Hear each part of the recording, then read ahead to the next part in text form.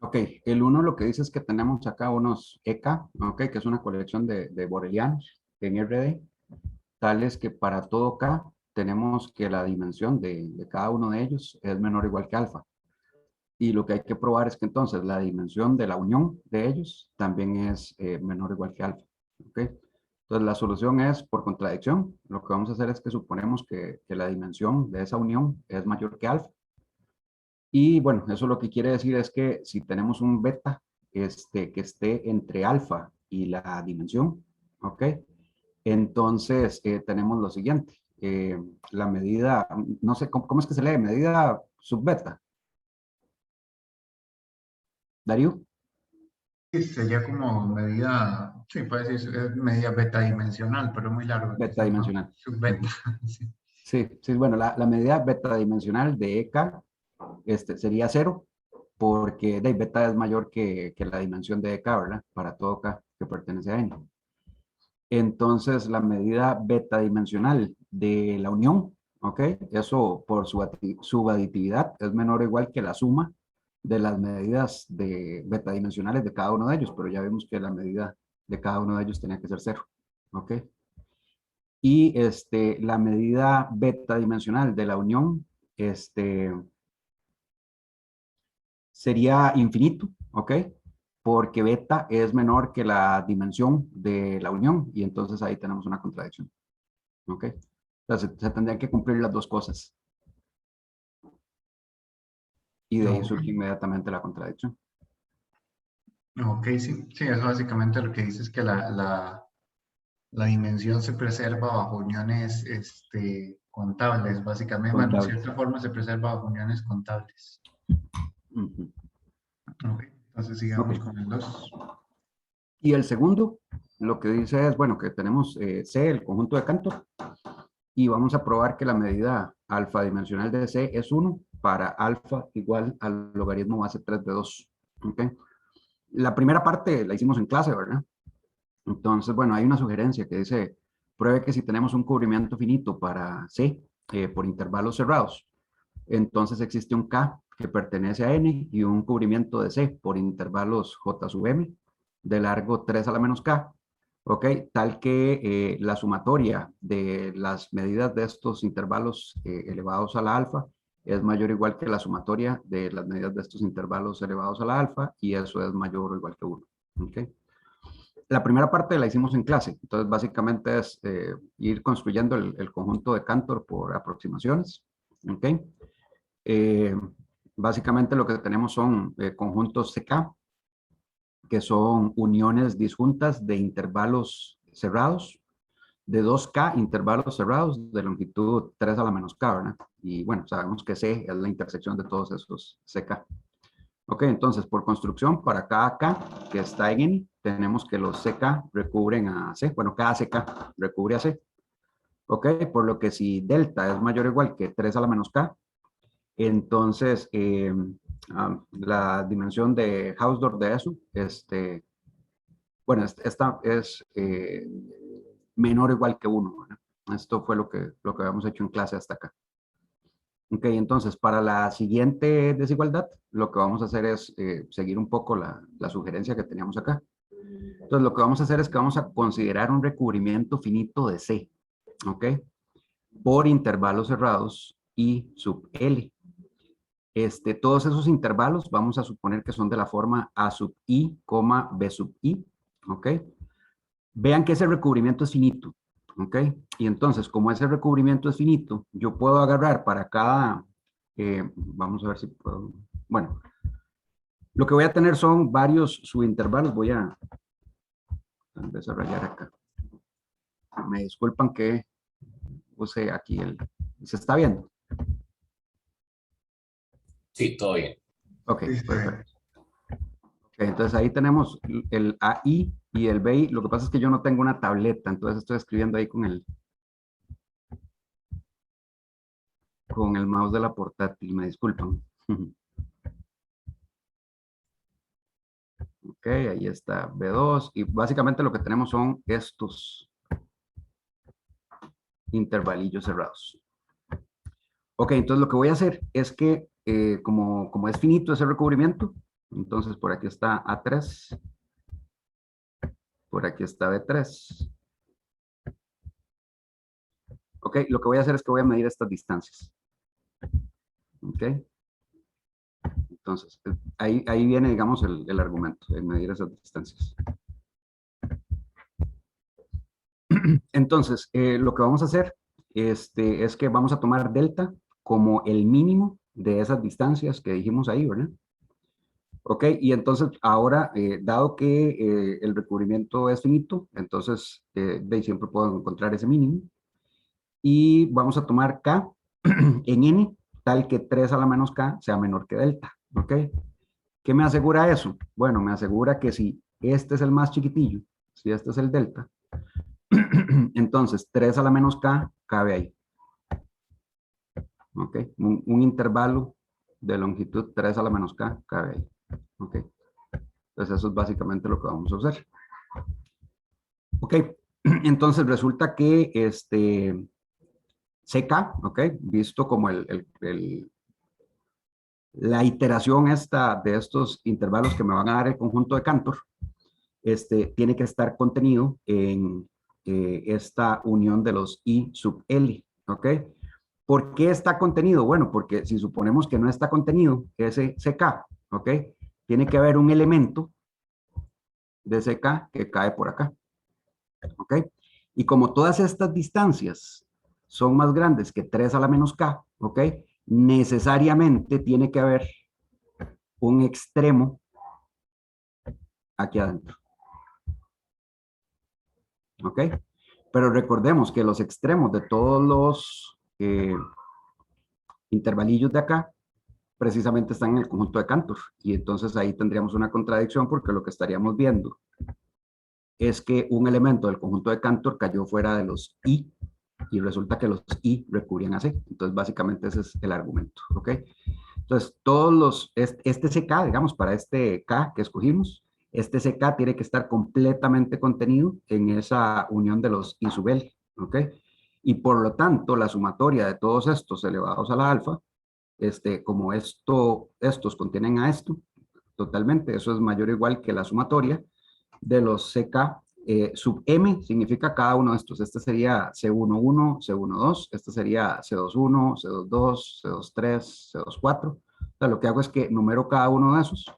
Bueno, y en total, entonces, ¿qué es lo que tengo? Bueno, aquí lo que tenemos es 2 a la K intervalos de longitud 3 a la menos K. Y entonces, básicamente, al elevarlo a la alfa, lo que tenemos es que esto es exactamente igual a 1. ¿Ok? Y entonces ya tenemos la otra desigualdad. Sí, sí, sí, de hecho, ahora la cuestión es que quizás hace falta un toquecillo, es ver por qué se puede reducir a solamente considerar un cubrimiento finito de intervalos cerrados, ¿verdad? O sea, por- Claro, por la compacidad, ¿verdad? Del conjunto de Cantor. no, pero Entonces, digamos, tiramos. porque al final de cuentas lo que estamos haciendo aquí al final, vamos a ver si puedo rayar. Sí, sí Ok. puedo. Aquí al final tenemos esta desigualdad, ¿verdad? Para después tomar ínfimo sobre esos cubrimientos y después supremo para para tener la medida, ¿verdad? La medida alfa. Ujú. Eh, pero ese ínfimo se toma sobre cubrimientos generales. Ajá, Entonces, quizá el pasillo que hace falta es ver por qué de un cubrimiento general uno puede considerar solamente este caso. ajá. Pero eso es similar a lo que se hizo con el triángulo de Sierpinski y con la prueba general para similitudes, que uno lo que hacía era, si uno tomaba un cubrimiento, el cubrimiento lo mete en bolas y al final basta probarlo para bolas, ¿verdad? Por cierta reducción. Entonces uno podría hacer lo mismo acá, ¿verdad? Si uno tiene un cubrimiento general, uno mete el cubrimiento en intervalos cerrados, que son las bolas en ese caso, y prueba una desigualdad similar. Bueno, ya la tenemos en el caso general, ¿verdad? Pero prueba esa desigualdad general para que quede para intervalos. Ujú. Entonces uno puede hacer ese calculillo extra. Entonces así quedaría que cualquier cubrimiento eh, sea, que basta probarlo con una cantidad finita de intervalos. Ujú. Entonces, eso es como la única cosa que hace falta, pero sí, ya una vez que uno lo reduce al caso de intervalos, uno puede seguir esta metodología que uno puede hacer algo similar también en RN para ya probar otros conjuntos, pero es un poco más difícil. En una Sí, dimensión funciona un pero poco. probablemente con la distancia de Hausdorff entre todos ellos, ¿verdad? Sí, sí, sí. Ujú.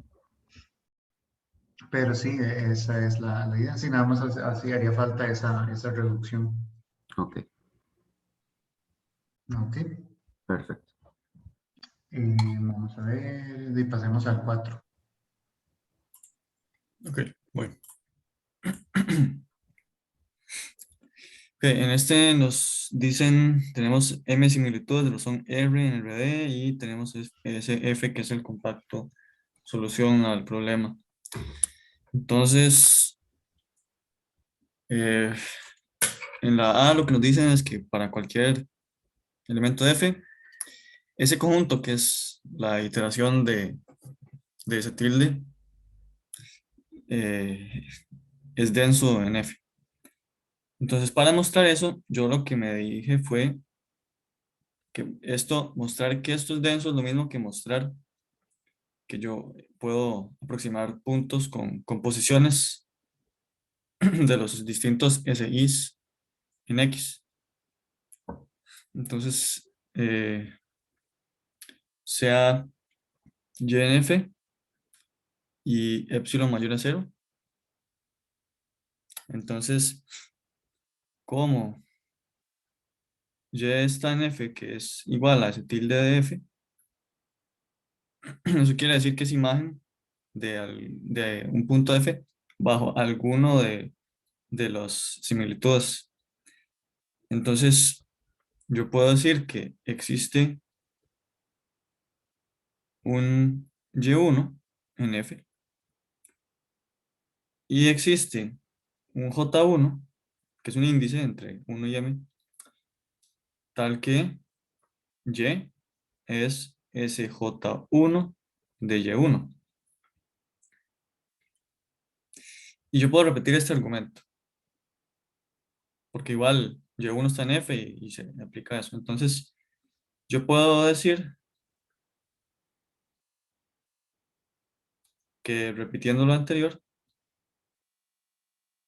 tengo que Y es igual a SJ1, una composición de varias cosas, SJK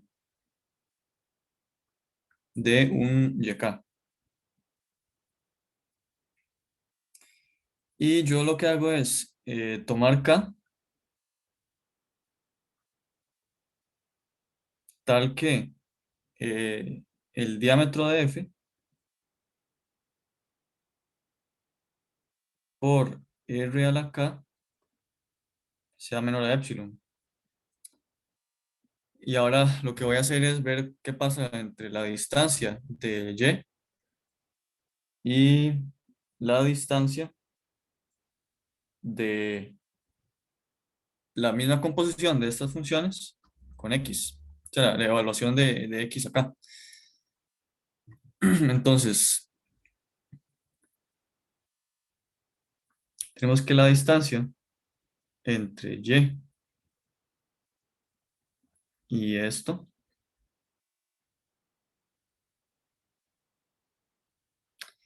eso porque son similitudes,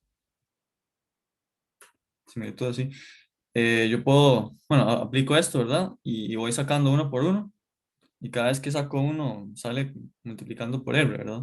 Entonces son cabezas, me queda un R acá afuera por la distancia entre YK y X. Y la distancia entre dos puntos cualesquiera de F está acotada por el diámetro. Y el diámetro por R a la K es menor a epsilon. Entonces, lo que hice fue encontrar este punto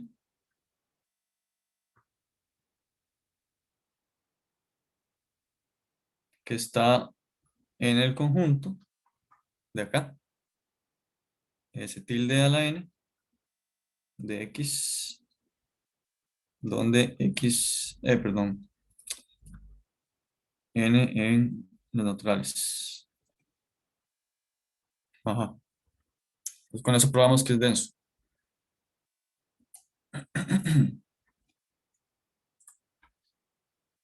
Ok, y para la parte B, es un argumento muy parecido.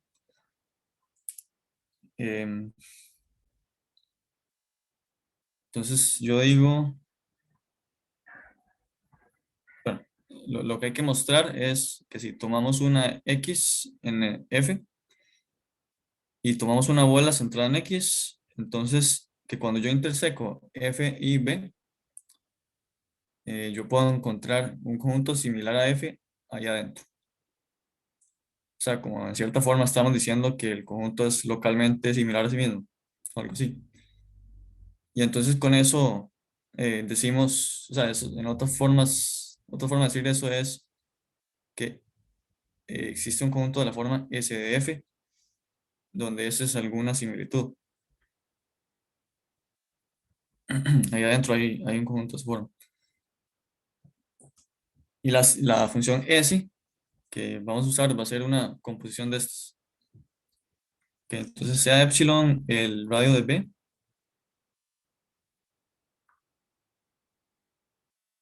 Y usando la idea anterior, yo sé que X, que es ese punto dado, es igual a una composición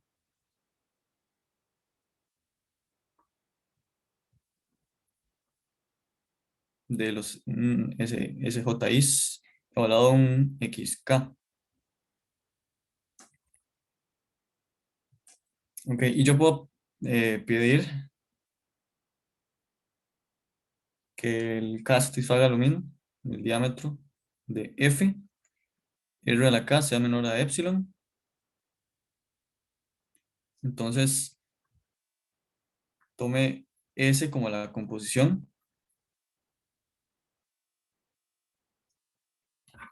Y ya casi estamos, ¿verdad? Lo que nos haría falta mostrar es que S de F está contenido en B.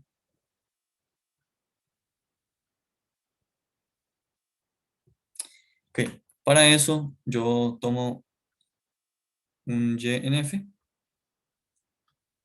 y considero la distancia entre S de Y X. Que X era el centro de la bola B. Nada más quiero mostrar que esto es menor a epsilon para que se pueda, para mostrar que está en B.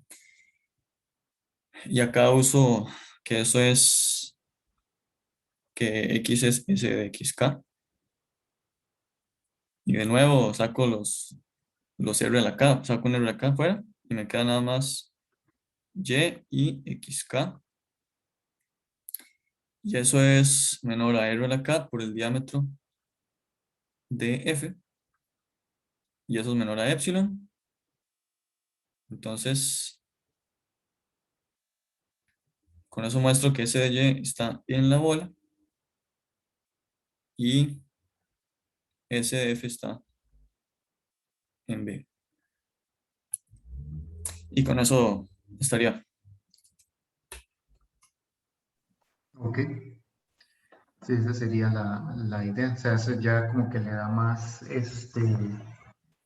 forma a lo de las similitudes, ¿verdad? Que es básicamente, o sea, bueno, el primer punto de ese ejercicio es simplemente que usted empieza con cualquier punto, básicamente, y a la hora de aplicarle todas las similitudes en todas las composiciones posibles, termina con un conjunto denso, ¿verdad? A partir de un único punto. O sea, básicamente que ese puntillo se distribuye, imagínense empezar con un punto del intervalo 0,1 en el conjunto de Cantor, después le aplican las primeras similitudes, eso se convierte en 2 puntos, entonces todos esos puntillos se van convirtiendo se van multiplicando hasta formar un conjunto denso, ¿verdad? Y básicamente es por ese hecho, por el hecho de que las razones son como contracciones, ¿verdad? Entonces se van convirtiendo en pequeños, en conjuntos más pequeños, y en cada uno de esos conjuntos más pequeños hay un puntillo. Entonces uno puede, esa distancia, la distancia de ese puntillo cada vez se va haciendo más pequeña. Y la segunda es como, la idea esa de que, vean que si ustedes se dan cualquier punto en el conjunto, entonces tomar una bola centrada en ese punto es como hacer un zoom en ese punto y dice que contiene un conjunto similar a F, ¿verdad? Entonces, agarrar cualquier bola centrada en ese punto es como hacer un acercamiento a ese punto y en esa bola existe una copia exacta del conjunto original, ¿verdad? Entonces, eso completa la idea esta de que son conjuntos que son como copias infinitamente pequeñas de sí mismo, ¿verdad? Entonces, esa es como la idea de ese ejercicio, darle esa ya interpretación gráfica a lo que es la parte teórica de lo que significa ser un conjunto autosimilar. Ok. ¿Qué pensamiento le han dado al 3 o qué han Yo, hecho sobre el 3? yo puedo hacer la primera parte, digamos, de la parte A, ¿ok? Como poner la idea, digamos, de la parte A. Ah, ok, está bien. Vamos a ver, ahí está. ¿Se ve bien? Sí. Sí, ok, y voy a ver si puedo. ¿Cómo es que hace uno para, ya vi, anotar acá. Ok, bueno, lo que dice es que tenemos S1 hasta SM, similitudes de razón R, ok, con R en 0,1, ok, y que F es el único compacto no vacío, tal que S tilde de F es F, ¿verdad? Y cada uno de los FJ es el SJ de F, la imagen, digamos, por SJ de SF. Entonces, bueno, lo primero es mostrar que si M es menor o igual que R a la menos D, entonces la medida de las intersecciones, de cualquier intersección, digamos, de esos bichillos de acá, con I diferente de J, siempre es 0, ¿ok? Entonces yo hice, bueno, el caso para M igual 1 es trivial, ¿no? Entonces para M igual 2 y supongo que para los siguientes es parecido, ¿no? O sea, la idea es un poco esto, digamos.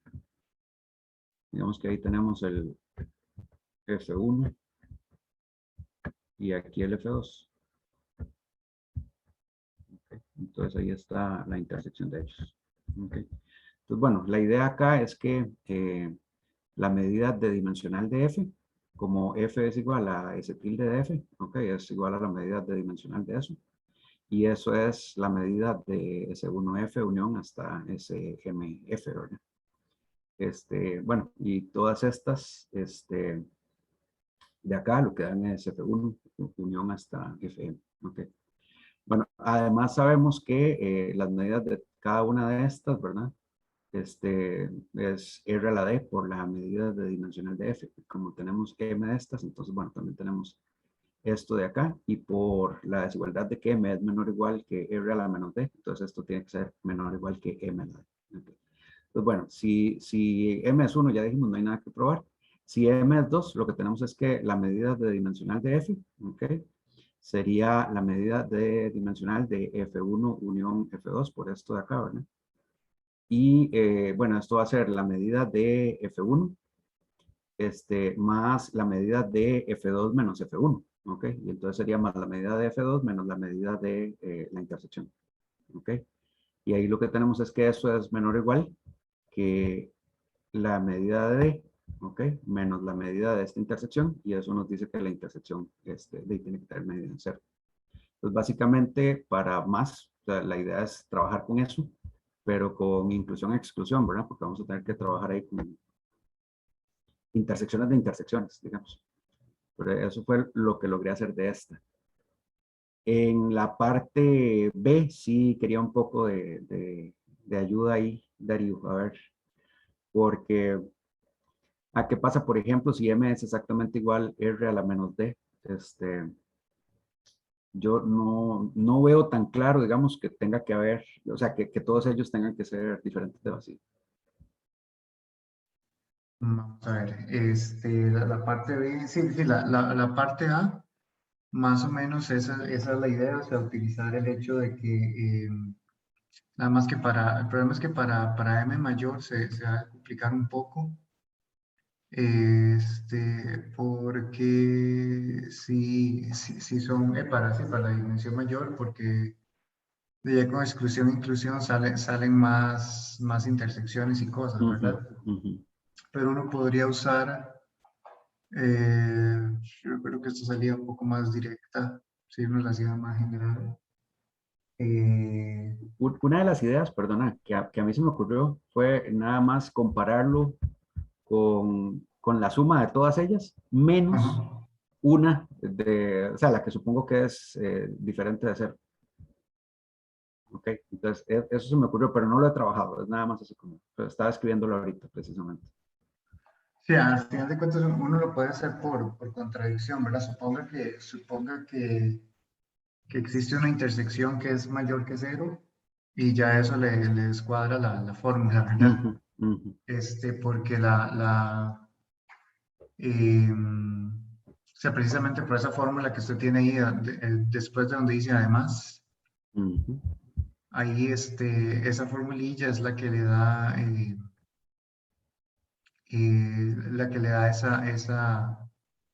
esa posibilidad, ¿verdad? Se tiene que la medida de f es mayor o igual que la suma de las medidas de los F1, entonces ya eso, si usted agrega ahí una intersección extra, bueno, y obviamente la medida d de f, ¿verdad?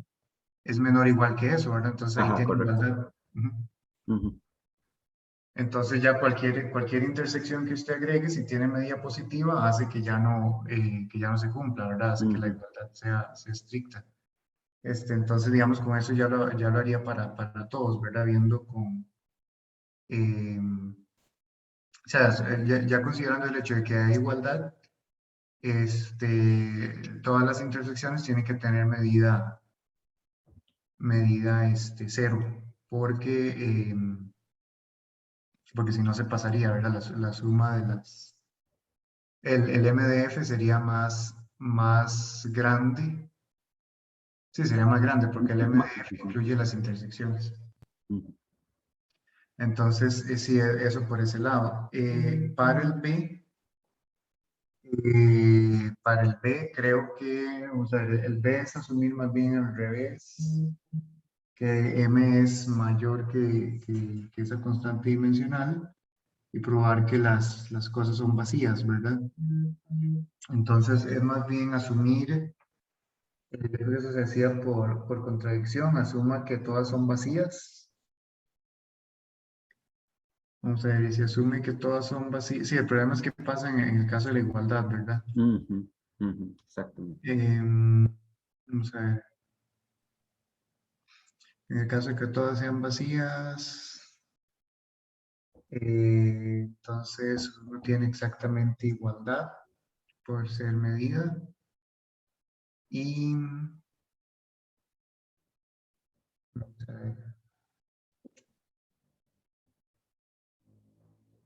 Sí, porque al final no llegaría No llego a ninguna a contradicción. ninguna contradicción. En el caso, sí, puede que sea, o sea, si fuera mayor estricto, yo pienso que debe ser mayor estricto, porque sí, perfectamente, si m es igual a 1 integral a la d,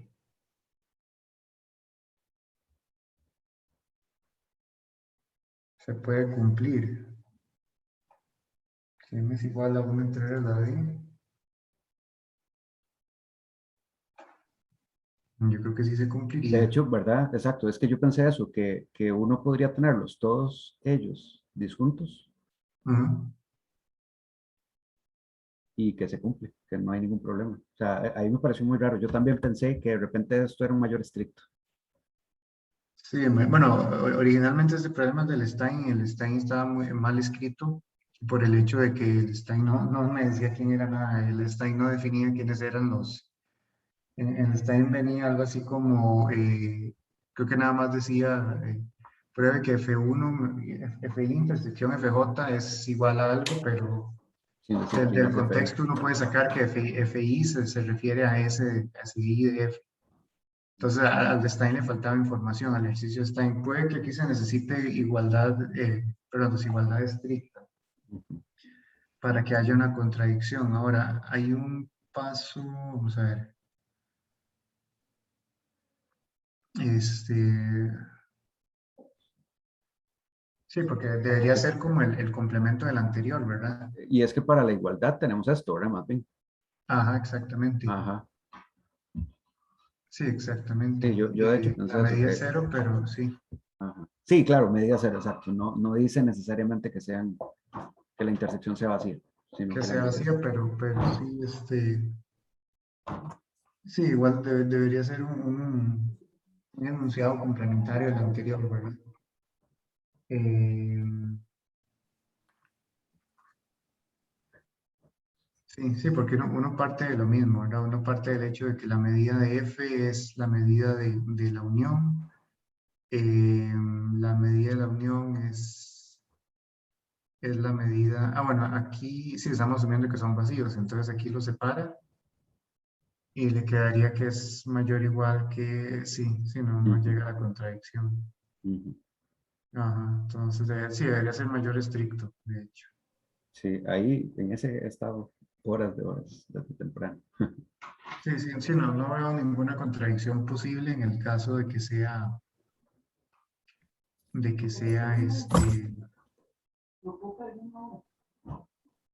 sí, sí, sí, no veo contradicción posible en el caso de que haya igualdad.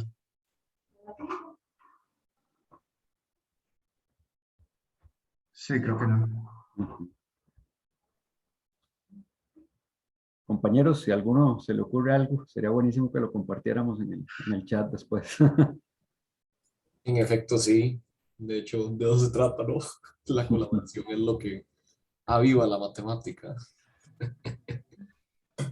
Pero si no, yo cuando ya repaso la materia bien, yo creo que sí lo voy a poder entrar porque, digamos, viendo los ejercicios, sí se ve como que son accesibles. Sí, Sí, sí, pareciera. yo me acuerdo que se había encontrado, bueno, que había algún errorcillo, debe ser ese errorcillo, sí habían varios errorcillos en ese ejercicio cuando cuando lo trabajamos hace 2 años, en la clase que di hace 2 años, pero no sé, estoy buscando aquí las correcciones que había hecho y no sé dónde están esas correcciones. Probablemente sí, sé que es mayor estricto, aunque no recuerdo que eso fuera una corrección.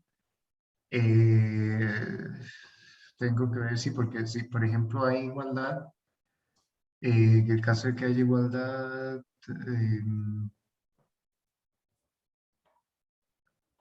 sí, no veo, no veo por qué uno tendría que ser distinto de vacío si es igual. O sea, si es igual, eh,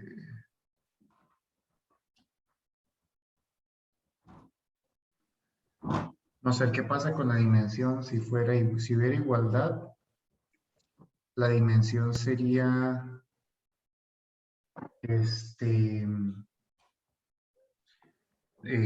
sería logaritmo en base, o sea, yo quiero que 1 entre r a la d es igual a m, ¿verdad? O sea que sería 1 entre r es igual a m a la, bueno, sería logaritmo en base 1 entre r de 1 entre r a la d, eso es d. O sea, la dimensión sería d en ese caso. Entonces, si la dimensión es d, si la dimensión es d, si no veo por qué no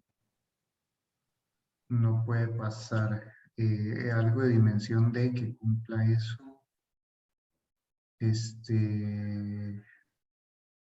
Y no, básicamente cualquier cosa. Uno puede agarrar un cuadrado y le quita, eh, voy a hacer el dibujillo aquí, agarra un cuadrado que sea así,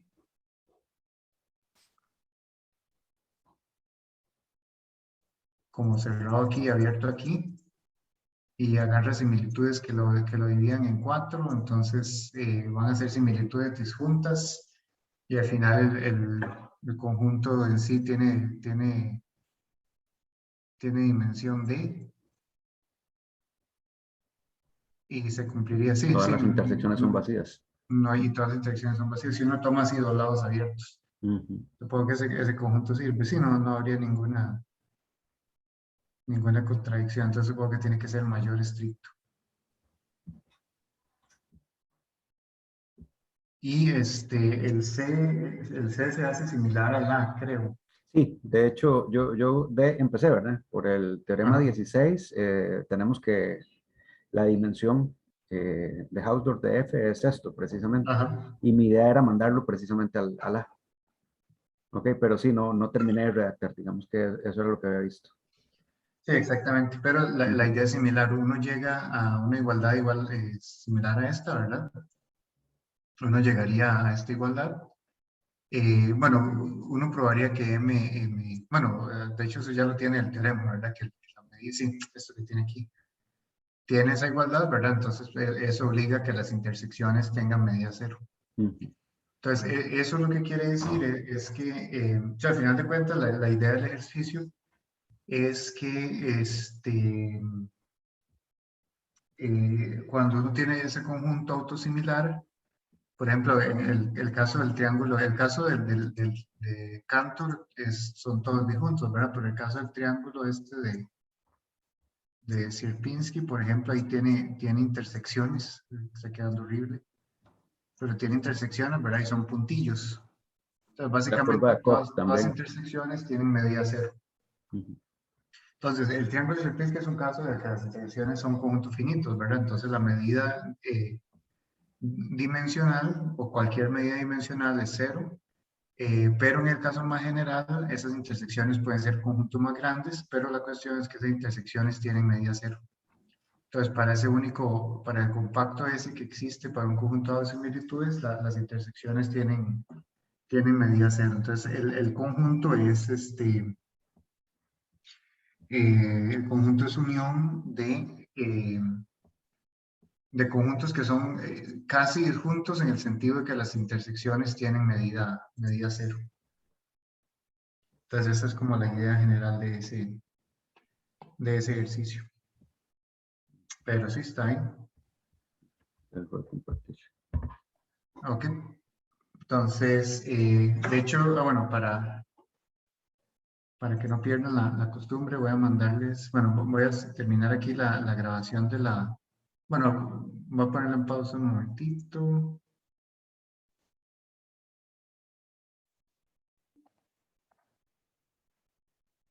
Lo último que vimos fue un corolario que decía que si dos funciones tienen la misma transformada de Fourier, entonces pues es la misma función, casi siempre. Y por último me queda decir algo acerca de la convergencia puntual de porque vimos un teorema que me daba la convergencia en LP de de estos promedios, o le hemos puesto las medias medias de Abel y medias de Gauss, pero lo vimos más general para una función general en L1. Pero vimos esa convergencia en LP, faltaría la convergencia puntual casi siempre, y es el siguiente teorema. Creo que sería teorema, no se puede cambiar la numeración un poco, creo que es teorema 17. Ok, entonces vamos a ver ese teorema 17. Sí, porque el último corolario que tenía es el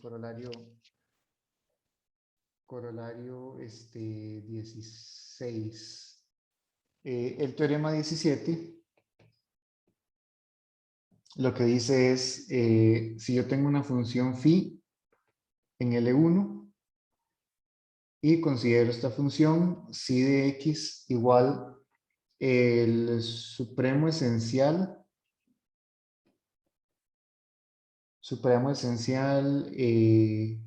para y, norma de y mayor o igual que norma de x de phi de y. Es decir, para un x fijo considero el supremo esencial de las imágenes de todos los y con norma mayor que la norma de x. Es una función un poquito complicada, pero esa es la que vamos a necesitar. Entonces, el teorema lo que dice es que si esa función extraña está en L1 y y para algún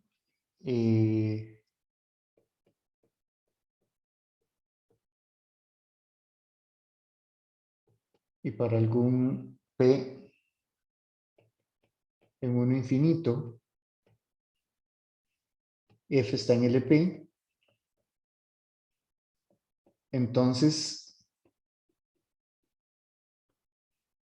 el límite cuando epsilon tiende a 0 de f convolución phi epsilon de x es igual a f de x por la integral de phi de y. O sea, es decir, ese es un límite puntual. Debería decir aquí casi siempre. Casi siempre. Ah, bueno, no, de hecho no. De hecho, tengo para cuándo específicamente. Cuando x está en el conjunto de Lebesgue de f. Entonces ya eso me dice que es casi siempre, ¿verdad? Porque el conjunto de Lebesgue tiene complemento de medida cero. Entonces vean que en particular, si la integral de phi es 1, como es en el caso de los núcleos que tenemos, el núcleo de Abel y el núcleo de Weierstrass, bueno, las transformadas de Fourier de esos núcleos, tengo que la convolución converge puntualmente casi siempre a f de x, ¿verdad? Entonces ahí simplemente hay una constante por medio que es la integral de la función. Y bueno, en particular,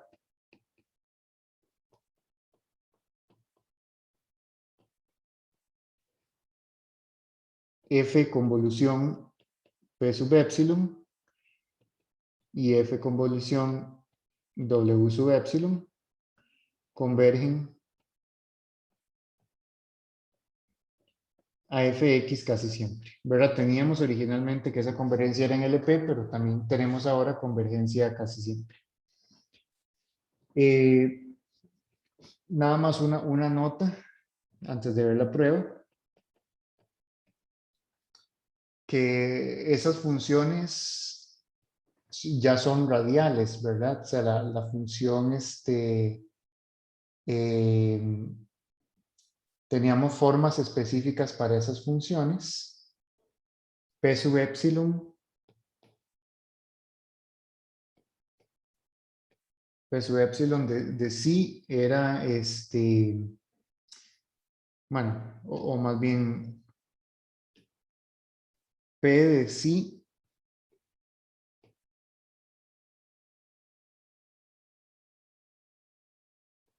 así es dilatación de una cosa que era una constante, básicamente por 1 entre 1 más sí a la 2, y aquí había como un exponente, creo, que era de más 1 a la 2. Algo así, ¿verdad? No recuerdo exactamente la forma exacta. Pero la cuestión es que si yo agarro este supremo, bueno, y la otra, W epsilon de sí, es una dilatación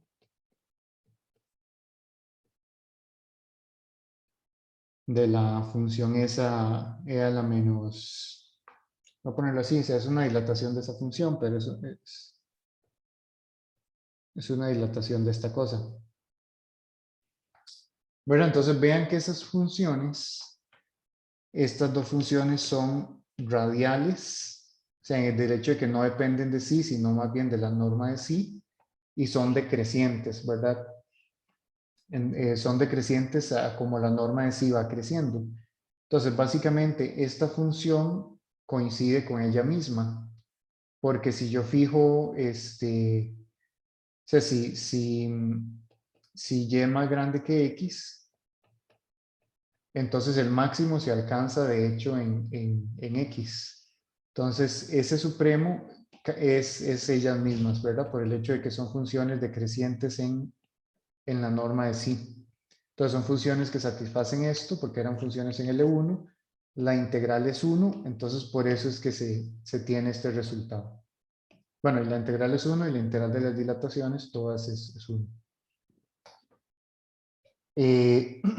Ok, entonces la prueba.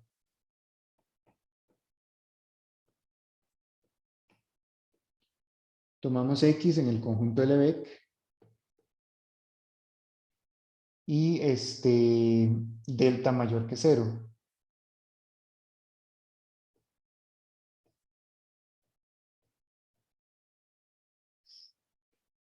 Ok, entonces yo sé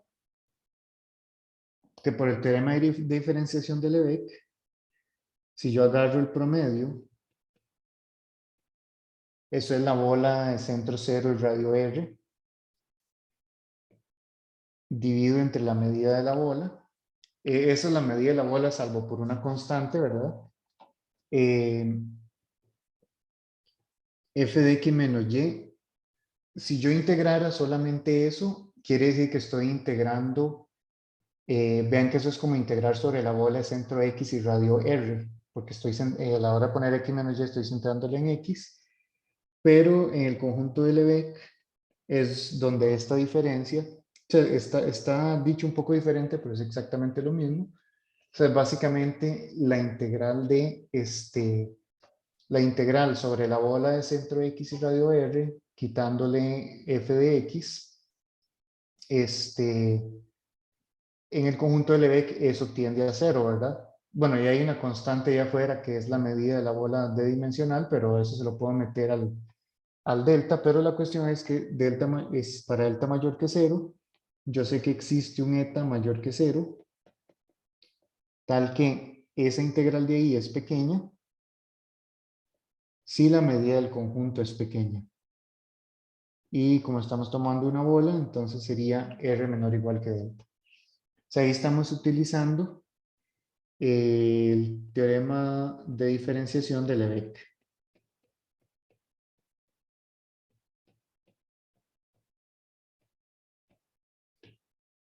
¿Ok? Entonces es lo único que estamos usando ahí. Ok, bueno, aparte de eso, si la integral de phi es igual a A, entonces la integral de cualquier dilatación se mantiene, ¿verdad? Es igual a A con un cambio variable para todo epsilon mayor que 0. ¿Ok? Entonces, yo lo que quiero es ver cuánto es esto, cuánto es f convolución phi de epsilon menos a por f de x, ¿verdad? Porque eso es lo que quiero probar, que converge a f de x por esa integral que es a. Y pues a es la integral de phi epsilon, ¿verdad? Entonces, el mismo truquillo de siempre. Meto todo en una única integral, f de x menos y menos f de x, phi epsilon de y. Ahí simplemente estoy cambiando el a por la integral de phi epsilon para poder meter todo en una sola integral. ¿Ok? Y esta integral la voy a dividir en dos. La voy a dividir en... vamos a copiar y pegar.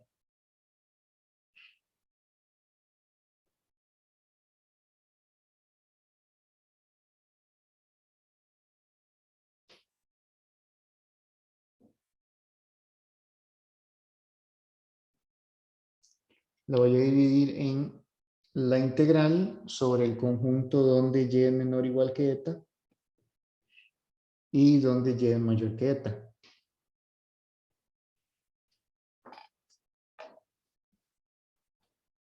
Y les voy a poner y1 y 2.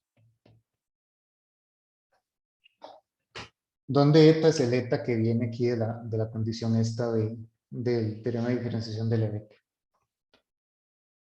Ok, entonces vamos a estimar esas dos por aparte, o sea, la idea es que tienen que ser pequeñas, ¿verdad? Pero vamos a ver algunas cuestiones sobre la función, ¿verdad? Nosotros tenemos la función esta extraña, phi de x es igual a el supremo esencial para y mayor o igual que norma de x de phi de x, ¿verdad? Vean que si yo tengo dos vectores con la misma norma, entonces tienen la misma función, ¿verdad? Esa condición se llama ser radial, porque no depende del valor, sino que depende solamente del radio, de la norma. Ok, entonces cuando uno tiene una función radial, uno puede verla como una función del radio, nada más. Uno puede verla como una función en R. Entonces podemos escribir phi de x como phi sub 0 de R cuando x es igual a R.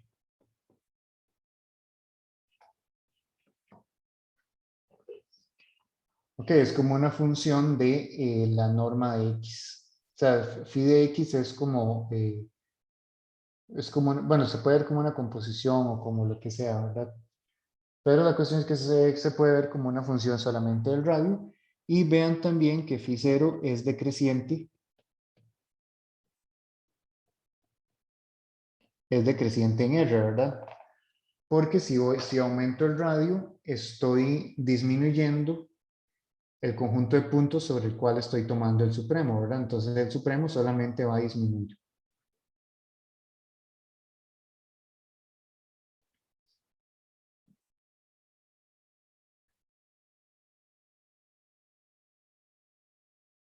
¿Ok?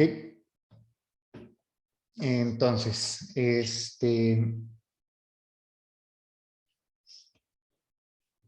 bueno, tenemos eso. Esos son solo particularidades sobre la función sí. Sí es una función que estamos asumiendo integrable, ¿verdad? Por hipótesis del teorema. Entonces, voy a considerar esta integral. La integral sobre un anillo.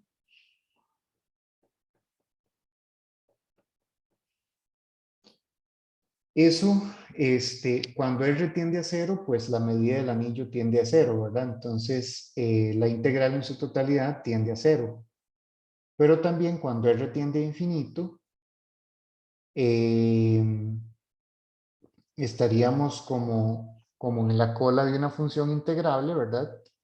Entonces también tendería a cero. Entonces, esta cosa tiende a cero en dos ocasiones, ¿verdad? Cuando R tiende a cero y cuando R tiende a infinito. Ok, en uno es porque la medida tiende a cero, en otros porque es la cola de una función integrable. Ok, entonces con eso vamos a hacer el siguiente cálculo. Ahora voy a calcular.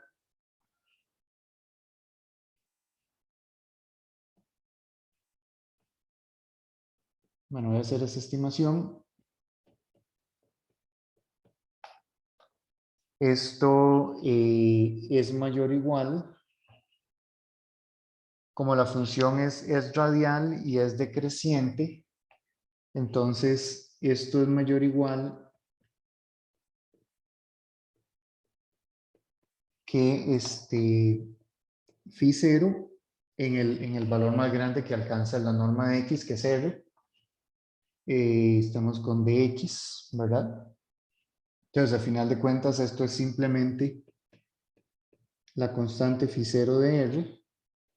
Y la medida del anillo, ¿verdad? La medida del anillo sería la medida de la bola unitaria, VD, y aquí me queda R a la D menos R medios a la D. ¿Ok? O sea, bueno, se lo puedo escribir como la medida de la bola unitaria. 2 a la D menos 1 entre 2 a la D. R a la D. Phi 0 de R. O sea, básicamente es una constante. Lo que quiero ver es que es una constante por phi 0 de R. Y bueno, y eso es mayor o igual que 0, ¿verdad? Pero esta cosa de acá tiende a 0, ¿verdad? Esta cosa de acá tiende a 0 en estas dos ocasiones, entonces quiere decir que esto también tiende a 0 en esas dos ocasiones. Es decir, R a la D phi 0 de R tiende a 0 cuando R tiende a 0 y cuando R tiende a infinito.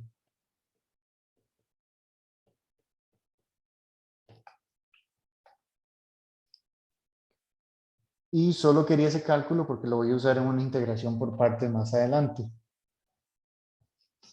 Bueno, aparte de eso, como tiende a 0 a ambos lados, ¿verdad?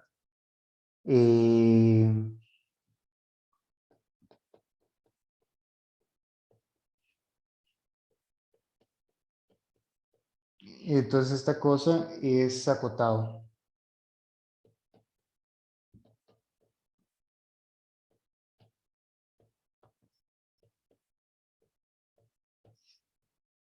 ¿Ok? Y para todo R, ¿verdad? Para todo R entre 0 e infinito. Ok. Entonces esa cosa tiende a 0 hacia los lados y se mantiene acotada. Vamos a definir la siguiente función. Sea g de R igual la integral sobre la esfera correspondiente. X menos RT menos f de x de t. Ok, ven que ahí lo que estoy haciendo es integrando sobre la esfera de radio, o sea, la esfera es solamente el borde, ¿verdad? El perímetro.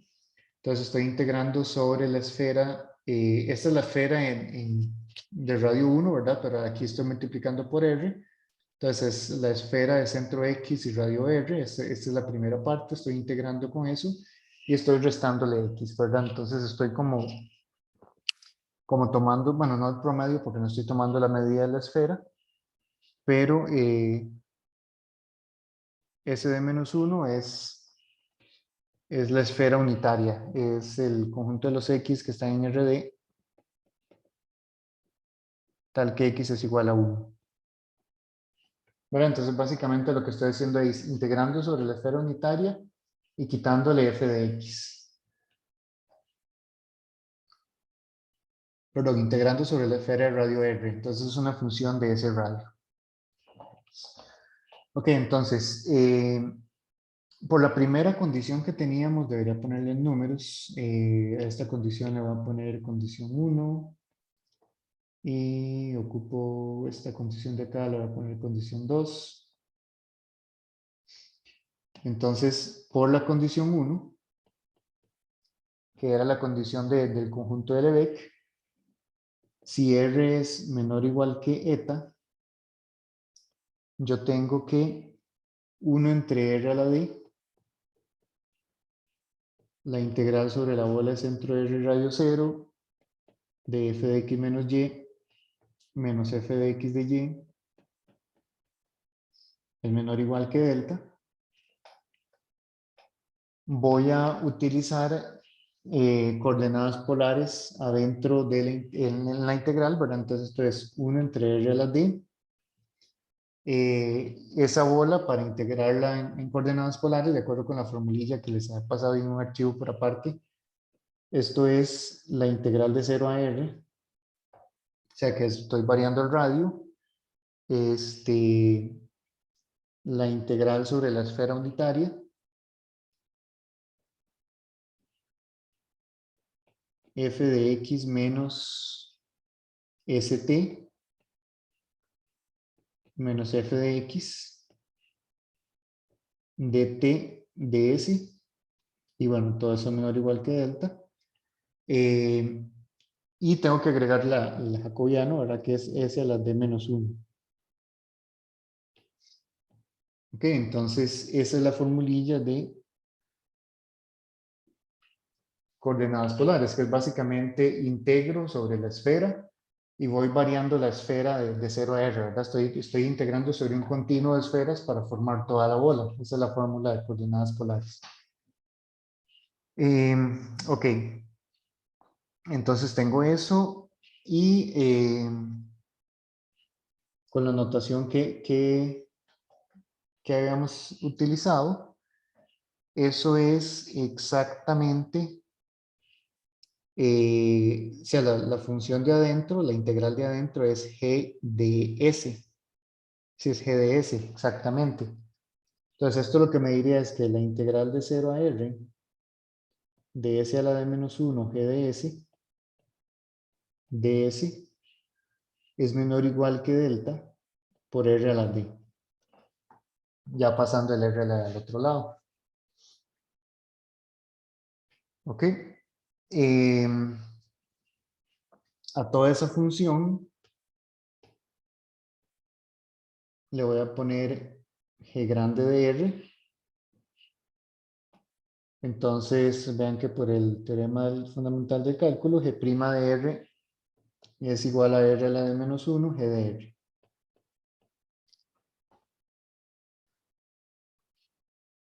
¿Ok? Entonces ya con todo esto estoy listo para acotar. O sea, lo primero que queríamos acotar hay que dividirlo en dos, ¿verdad? Entonces vamos a acotar primero el I1. El I1, lo que voy a hacer es meter el valor absoluto adentro. Eso está acotado por la integral sobre la bola de centro cero y radio beta. Bueno, menor o igual aquí. F de x menos y menos f de x si epsilon de y. ¿Ok?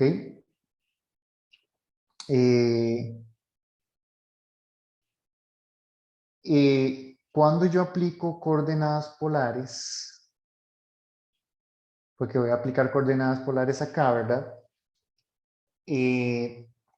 O sea, de nuevo, ¿qué es aplicar coordenadas polares? Es como fijar un nivel, fijar una esfera y luego ir variando el radio de la esfera, ¿verdad? Es como si ustedes tienen una bola sólida, es como ir integrando sobre todas las esferas posibles de 0 a R, ¿verdad? La función phi es radial, entonces en cada esfera esa función va a ser constante. Entonces, cuando ustedes aplican coordenadas polares a esa integral que tengo abajo, es básicamente el mismo cálculo que tengo aquí, pero ese phi se va a mantener constante. Bueno, simplemente para recordar que esta cosa de aquí, phi epsilon de y es epsilon a la menos d psi de y entre epsilon, ¿verdad? Entonces, eso es una función radial, porque es básicamente psi de algo y estoy multiplicando por una constante. Pero a final de cuentas, eso es la integral de 0 a eta, r a la d menos 1, g de r, y adentro tengo epsilon a la menos d, phi 0 de r entre epsilon. ¿Ok? Entonces esa función es constante, porque recuerden que el g de r es una integral, ¿verdad? G de r es la integral sobre la esfera. Entonces en esa esfera el phi epsilon es constante, entonces puede salir de esa integral. O sea, es una constante que depende solamente del radio. Ok, no sé, algo se cayó aquí. Ok, entonces, bueno, tenemos eso. Y voy a estimar cosas. Entonces voy a calcular esa integral. Voy a copiar y pegar.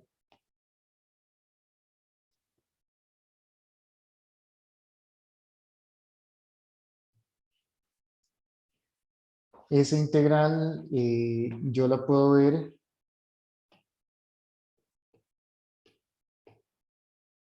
Bueno, esta cosa de acá era el G' de R.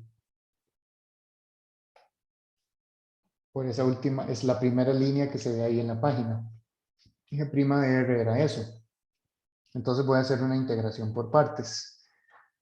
Donde me quedaría entonces G de R por epsilon a la menos D, phi 0 de R entre epsilon, entre 0 y eta, menos la integral de 0 a eta de G de R, y pues derivada con respecto a R de epsilon a la menos D, phi 0 de R entre epsilon de R. ¿Ok? Ahora, G de R, por esa igualdad de aquí arriba, por la primera que se ve arriba, G de R es menor que delta entre R a la D. Entonces yo puedo decir que esto es menor o igual que delta entre R a la D, epsilon a la menos D, phi 0 de R epsilon. Bueno, puedo hacer eso porque, o sea, estoy hablando entre 0 y eta, pero en 0 vale, o sea, el G de R en 0 vale 0.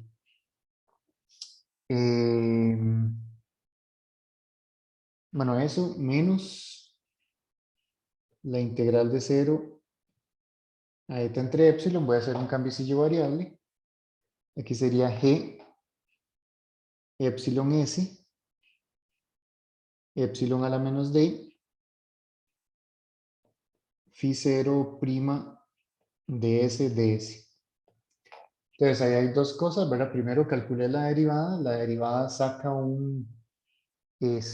la derivada saca un epsilon a la menos D, pero luego se cancela con el epsilon D del jacobiano del cambio variable, ¿verdad?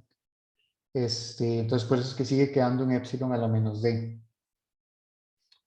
Y bueno, aquí también vamos a utilizar el hecho de que esta cosa es menor o igual que delta por el radio a la D. O sea, la misma desigualdad que usamos esta de acá, ¿verdad? Que G de R es menor o igual que delta por el radio R a la D. Y phi perdón, es una función que es decreciente. Es una función decreciente, radial decreciente, entonces esa derivada es negativa. Entonces, eso es negativo. Yo puedo decir que, bueno, vean que esto es, tengo muchas anotaciones aquí, agarrando este R, esto de acá es R entre epsilon a la D, phi 0 de R entre epsilon. Y eso es, en algún momento acá, R a la D por phi 0 de R está acotado por una constante B. Entonces, al final de cuentas, esto está acotado por una constante B. ¿Ok? En otras palabras, yo tendría que, pues nada, eso está acotado por delta y esa constante, ¿verdad? Ya a la hora de evaluar en eta y eso. Menos la integral de 0 a eta entre epsilon, aplico la cota esa para el G. Entonces vean que el G tiene un epsilon a la D. O sea, utilizando aquí hay un epsilon a la D o un epsilon a la menos D se cancelan. Entonces me quedaría delta S a la D phi 0' de S de S. ¿Ok? Entonces puedo escribir eso como delta B menos la integral de 0 a eta entre epsilon S a la D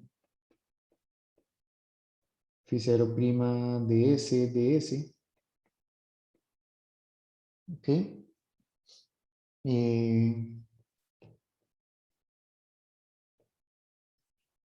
simplemente de nuevo phi' es una función que es negativa, ¿verdad? Phi0' es negativa.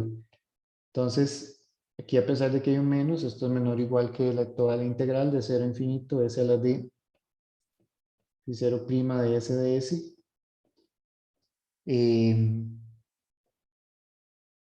Ok.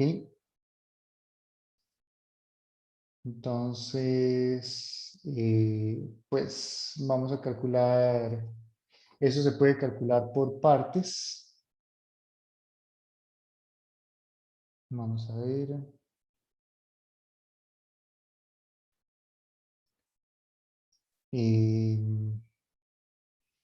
Vamos a ver qué es lo que quiero acá.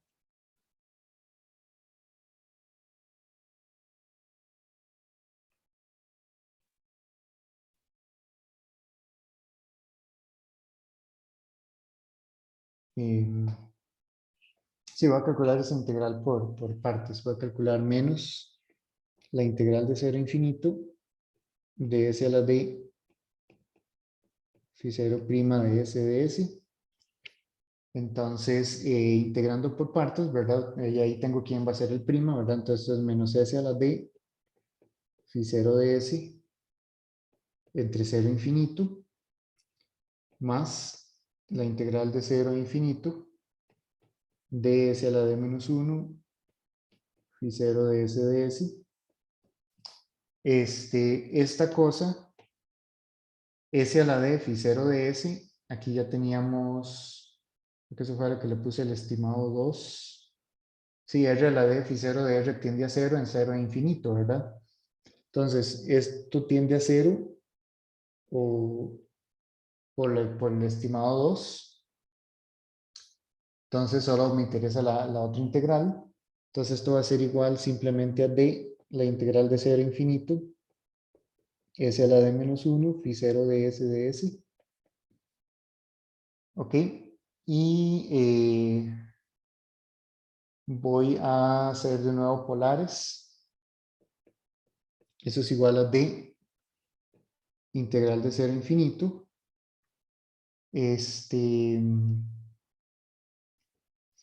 Vamos a ver. Bueno, no voy a hacer polares. Voy a escribir eso como un promedio. 1 entre w de menos 1. Integral de s de menos 1. Phi0 de s de t de s. Ahí estoy utilizando que w de menos 1 es la medida de la esfera, pero es la medida, creo que en el archivo, en el archivo que les había mandado le había puesto sigma. Bueno, usualmente se utiliza sigma.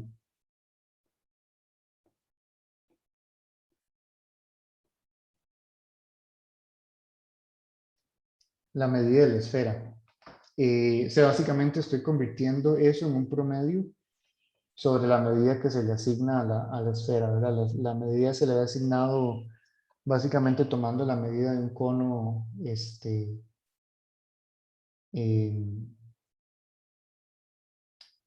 sea, es R a la D por la medida de un cono a cualquier superficie de la esfera. Pero lo que sí es que estoy convirtiendo eso en un promedio y el phi0 de S es constante. Entonces, esto lo puedo escribir como D integral de 0 a infinito, S a la D menos 1, 1 entre esa medida de la esfera, aquí la integral sobre S a la D menos 1.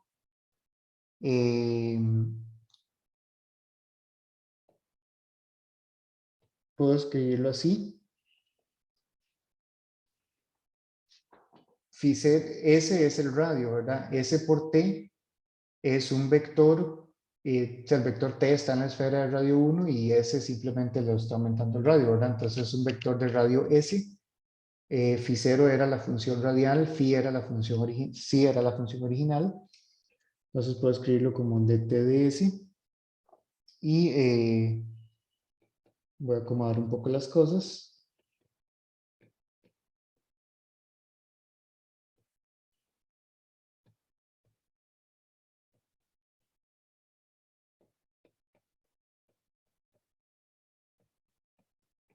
Así. Y esa es la fórmula de coordenadas polares para la integral de psi. Entonces eso es de w de menos 1.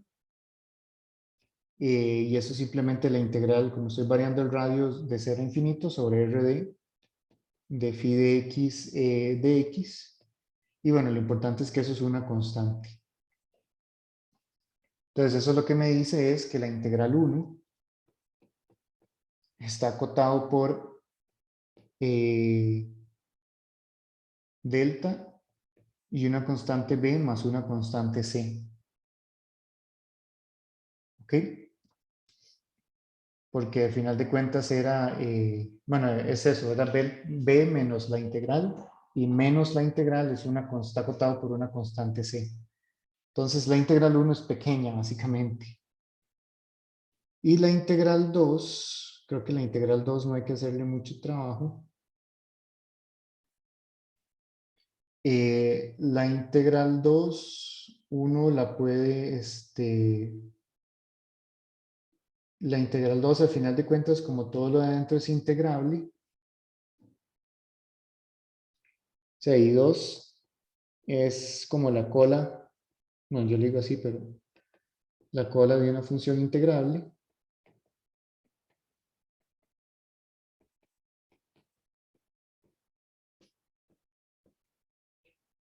Entonces es pequeña.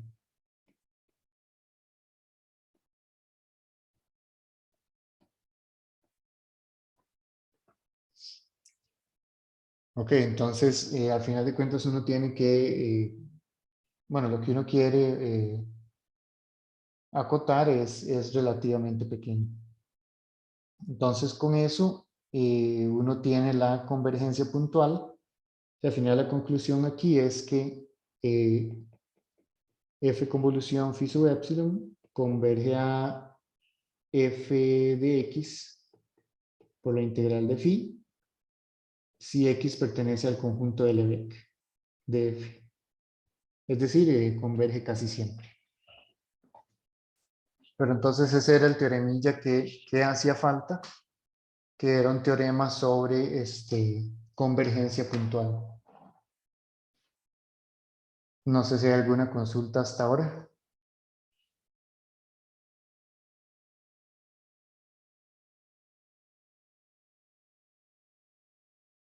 Yo no, por lo menos.